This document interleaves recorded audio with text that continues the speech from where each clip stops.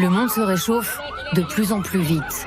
Et c'est bien pire que ce que craignaient les experts du climat il y a quelques années. Dans leur 6e rapport, les membres du GIEC n'ont jamais été aussi alarmistes. La planète devrait atteindre une hausse de température de plus de 1,5 degré courant 2030. Et c'est l'humanité tout entière qui est menacée. Nous disons que personne sur Terre n'est épargné, qu'il faut impérativement réduire fortement et rapidement les émissions de gaz à effet de serre si l'on veut avoir une chance de limiter ce réchauffement climatique. Si nous restons au stade actuel d'émissions de gaz à effet de serre, nous allons atteindre 2 degrés de réchauffement climatique d'ici à 2050. L'ultime alerte déclenchée par le GIEC en plein été meurtrier. Le climat se détraque et ça se voit. Les dômes de chaleur ont ravagé le Canada, les États-Unis.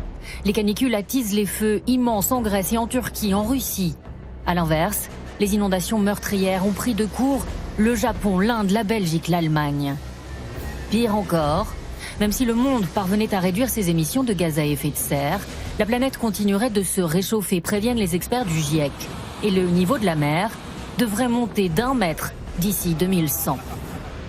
C'est dans quelques siècles, voire dans un millénaire, mais c'est aujourd'hui qu'on en décide. Au cours des prochaines décennies, nos émissions vont être très très importantes et personne ne l'arrêtera. Cette idée qu'on pourra revenir sur nos erreurs, ça ne marche pas pour le climat. C'est vraiment irréversible et personne n'arrêtera l'élévation du niveau de la mer. Est-il déjà trop tard? Après la publication du rapport, les scientifiques ciblent les politiques, prient d'agir maintenant.